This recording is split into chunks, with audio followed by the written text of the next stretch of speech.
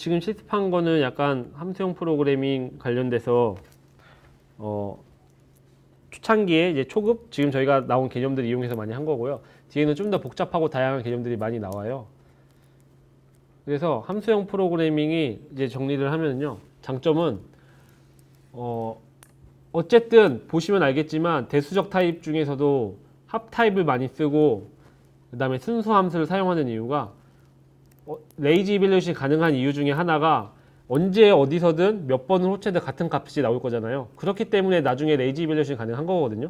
실제로 내가 어떤 특정 뭐 프로퍼티든 함수에 접근을 하는데 얘가 오늘 값이 다르고 내일 값이 다르고 그러면은 얘는 상식적으로 레이지 이밸류에이션을 하면 안 되는 애거든요.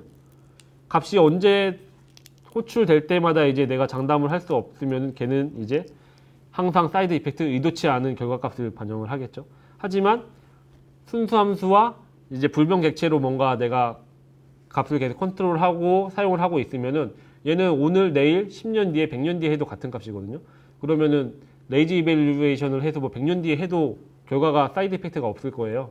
이게 어떻게 보면 핵심 개념이라고 생각하시면 되거든요. 이 세 가지가 아까 처음에 말씀드린 불변객체와 순수함수와 레이지 이밸류에이션, 함수형이 요즘 각광받는 이유가.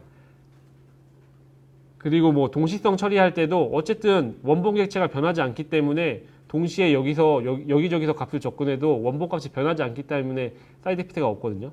뭐 그 TA로 추가로 뭐 그래서 동시에 접근해서 값을 가공했을 때 그 값을 어떻게 처리해야 되냐 이거는 뭐 나중 문제고 실제로 개념적으로 봤을 때는 문제가 없거든요. 그리고 아까 저희 뭐 맵으로 체이닝해서 메이비 체이닝해서 보셨잖아요. 이제 이런 식으로 함수형 고차 함수와 이제 메이비 같은 이런 타입 클래스를 이용하시면은 일반적으로 코드가 더 간결해지거든요. 명령형으로 똑같은 기능을 흉내낼 수는 있어요. 흉내낼 수 있고 뭐 물론 불가능한 경우도 간혹 있긴 한데 거의 다 가능은 하지만 일반적으로 코드가 훨씬 복잡하고 길 거거든요. 그렇기 때문에 뭐 이런 장점들이 있고요. 그리고 아까 저희가 만들어 놓은 맵이나 필터 이런 거 보면은 보통 다 제네릭으로 이제 추상화를 해놨잖아요. 이제 고차 함수만 추상화를 하고 이거 OOP도 마찬가지긴 한데 OOP보다도 더 좀 높은 수준의 추상화가 가능하거든요. 함수형 프로그램 하시면은. 그래서 실제로 OOP랑 함수형 비교했을 때 함수형 진영에서 많이 하는 얘기가 OOP로 니네 재활용 많이 한다고 해서 그렇게 했는데 실제로 재활용이나 재사용 많이 하냐, 실제로 많이 안 하지 않냐 이런 걸로 많이 얘기를 하거든요. 근데 이제 함수 수준으로 이렇게 타입을 추상화 해놓으면은 실제로 재활용하는 용도가 훨씬 더 많아지거든요. 아까 저희 파셜 펑션 같은 경우는 타입이 중요하지도 않잖아요. 그냥 타입에 내가 사용하고 싶은 인풋과 아웃풋만 맞으면 다 사용하실 수 있잖아요. 안에 있는 타입이 뭔지도 중요하지 않고 그렇기 때문에 그래서 약간 이런 쪽에서 함수형 진영에서 말을 많이 하고 있고요. 그리고 게으름 평가 이게 또 어떻게 보면 핵심이거든요. 그리고 이 게으름 평가가 가능한 전제 조건은 순수함수와 불변객체를 사용했을 때 그렇기 때문에 게으르게 평가를 할 수 있는 거거든요. 사이드 이펙트가 없기 때문에 그 얘기를 하고 있고 그래서 보시면은 컴파일러한테 계속 많은 정보를 제공을 하고 있어요. 그래서 아까 보셨던 것처럼 실제로 바디를 보고서 얘가 타입을 추론해줘요. 이게 근데 이제 타입 추론을 많이 해주는 랭귀지 쓰시면은 초창기에 많이 발생하는 문제 중에 하나거든요. 타입 추론 자체가. 왜냐면은 타입을 내가 명시를 해놓질 않았어요. 근데 여기다 인트도 놓고 스트링도 다 가능하거든요. 그러면은 컴파일러는 얘를 타입 추론을 할 때 인티저와 스트링이 같이 들어오네. 그러면 자바로 따지면 이제 오브젝트, 코틀린에서는 n이라는 최상위 타입이 있거든요. 그런 식으로 타입을 추론해 주는 경우가 있어요. 그래서 익숙해지시기 전까지는 타입을 생략하지 마시고 항상 콜론에다가 내가 실제로 작업하자고 하시는 타입을 명시해 주시는 게 초반에는 좋아요. 안 그러면은 이렇게 그런 실수하실 가능성이 많아요. 그래서 내가 의도한 대로 동작은 잘 되고 동작은 안 되는데 컴파일은 잘 되는 경우들이 간혹 있거든요. 그런 거 주의하시면 되고요. 앞에 있던 얘기들 인데 이제 코드가 간결해진다. 뭐 이렇게 아까 제가 뭐 절차 지형을 짜면은 뭐 수도 코드로 간단하게 돌아가지 않는 코드 만들어 놓은 거 있잖아요. 이런 식으로 뭔가 짝수인지 필터를 한 다음에 그 다음에 10을 곱하는 값을 필터를 하고 값을 변형을 하네. 그러면 그냥 이런 식으로 필터 맵만 쓰시면 되거든요. 훨씬 보기 좋죠. 명령형 프로그램이랑 비교했을 때 굉장히 간결해지거든요. 그리고 보시면은 막 실제로 뭐 사용 결과값은 같죠. 저렇게 두 개를 따로 호출을 해도. 그다음에 높은 뭐 재활용성, 뭐 맵 필터가 있고 코트린에서는 뭐 렛이라는 메소드가 있거든요. 뭐 이런 식으로 타입으로 이런 식으로 추상화를 해놓고 함수 타입을 받아서 그렇게 되고 게으름 평가가 가능하다. 그다음에 타입 추론 아까 말씀드렸었죠. 대신에 이제 단점도 있거든요. 단점이 러닝 커브가 생각보다 높아요. 낮진 않거든요. 뭐 제 의견이기도 하고 커뮤니티나 이런 데 찾아봐도 함수형 프로그램이 어렵다 이런 얘기들 되게 많거든요. 뭐 제가 계속 중간에 말씀드린 뭐 모나드 얘기했잖아요. 이제 함수형 프로그래밍이라고 하면은 약간 모나드가 거의 끝판왕 약간 이런 식으로 인식을 하고 있거든요. 뭐 더 뒤에 상위 개념들도 있긴 한데 일반적으로 그렇게 말을 하는데 제 경험상으로 분리를 하면 시작했을 때 함수 타입이 익숙하지 않아서 함수 타입을 선언하는 것도 힘드시고 사용하는 것도 많이 힘들어 하세요. 근데 그래서 그쪽에 좀 약간 시간이 좀 많이 드는 것 같고요. 그다음에 고차 함수는 상대적으로 쉽거든요. 함수 타입만 이해가 잘 되어 있다면 거기까지는 또 쭉 가고 꼬리재기도 이제 또 재기에 익숙하지 않으셔서 이것도 약간 고생을 해요.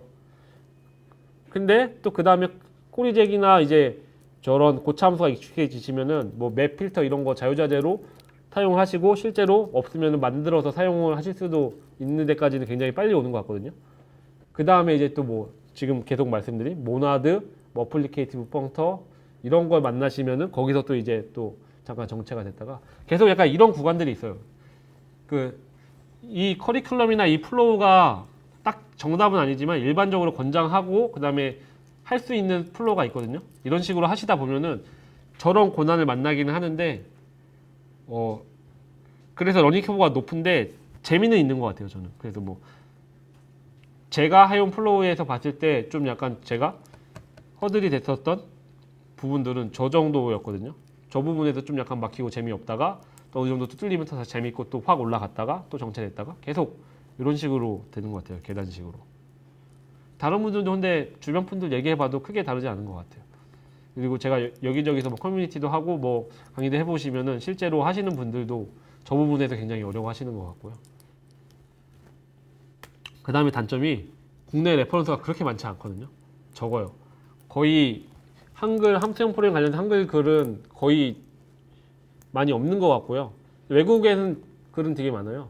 실제 약간 좀 분야로 따져서 보면은 오히려 약간 프론트엔드 쪽에서 함수형 프로그래밍 관련돼서 뒤에 반응이 많은 것 같더라고요.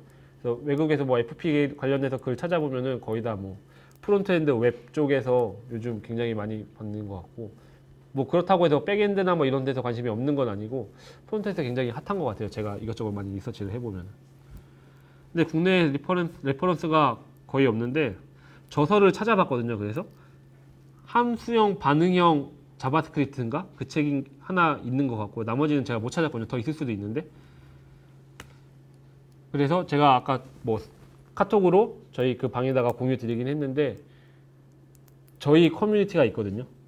그 뻔뻔스터디 저 페이스북이고 그 다음에 만약에 그 오프라인 모임에 참여하고 싶으시고 아니면 저희 슬랙에 가입하고 싶으면은 뭐 저한테 메일을 주시면 되고요. 아니면 그 카톡방에 따로 연락을 뭐 주셔도 돼요. 그리고 이건 약간 그건데 제가 일단 목표 일정은 3월이거든요. 함수형 프로그래밍 관련된 지금 얘기한 뭐 고차 함수, 함수형이 뭔지 왜 필요한지부터 시작해서 뭐 예외 처리라던가 뭐 펑터, 모나드 이런 것까지 다 다룰 예정이긴 하거든요. 그래서 저 혼자 하고 있는 건 아니고 같이 스터디 하시는 분 중에 마음 맞는 분이 있어서 그분이랑 같이 공동 저서를 하고 있어요. 그래서 뭐 이거는 예정 목표는 3월인데 관심 있으시면 그때 뭐 저 책을 찾아보셔도 되고요. 지금 제가 말씀드린 내용은 다 포함되어 있고 이것보다 훨씬 더 상세하고 디테일한 것들이 많이 있을 거거든요. 그리고 이게 나 혼자 좋다고 절대 할 수 없거든요. 아까도 잠깐 말씀드렸는데 회사 레벨에서 뭔가 프로덕트 레벨에서 이거를 함수형 내가 좋아서 한다고 하면은 아까 같이 러닝 커브가 꽤 있고 코드 자체가 굉장히 추상화가 많이 되어 있어요. 그래서 익숙하지 않으신 분들은 읽는 것조차 힘들어 하시는 분이 있거든요. 그러니까 물론 다 익숙하다면은 생산성이랑 가독성이 저는 굉장히 좋다고 생각을 하고 있는데 그 전제 조건이 이루어지기가 좀 힘들어요. 팀원 전체가 저 정도 이해도가 있어야 돼서. 그래서 뭔가 회사에서 함수형 프로그래밍을 적용하고 싶으시면은 일단 팀원들을 설득시키고 재미를 붙이시고 어느 정도 됐을 때 그때 하시는 게 좋을 것 같아요. 안 그러면은 하다가 중간에 하시다가 포기하신 분들도 많이 봤고, 하다가 본인이 지쳐서 그냥 포기하신 분도 있고, 주변 분들이 아 이거 도대체 왜 하는지 모르겠다라고 하실 수도 있고, 무조건 강요하다 보면 이제 거의 실패하는 케이스를 많이 봤고요. 그래서 약간 이런 허들이 좀 있고, 그 다음에 내가 함수형 프로그래밍을 하고 싶다고 해서 할 수 있는 게 아니거든요. 언어 차원에서 지원을 해줘야 돼요.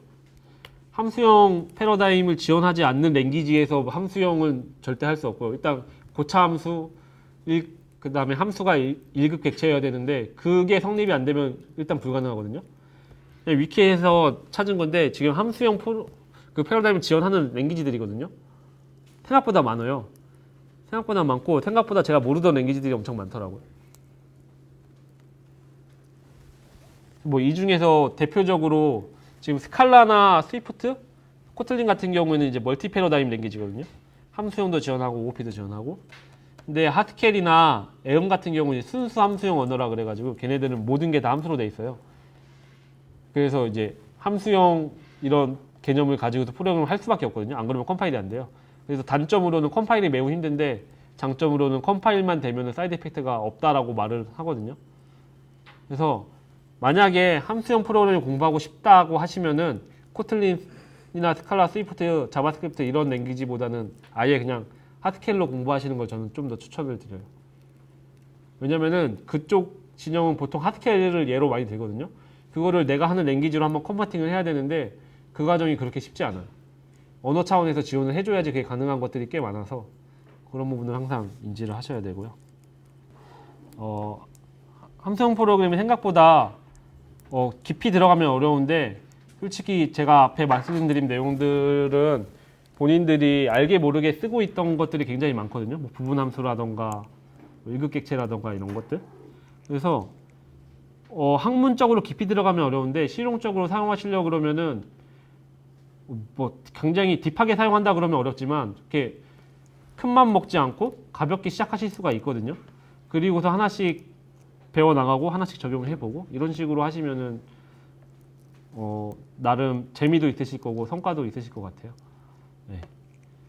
고생하셨습니다.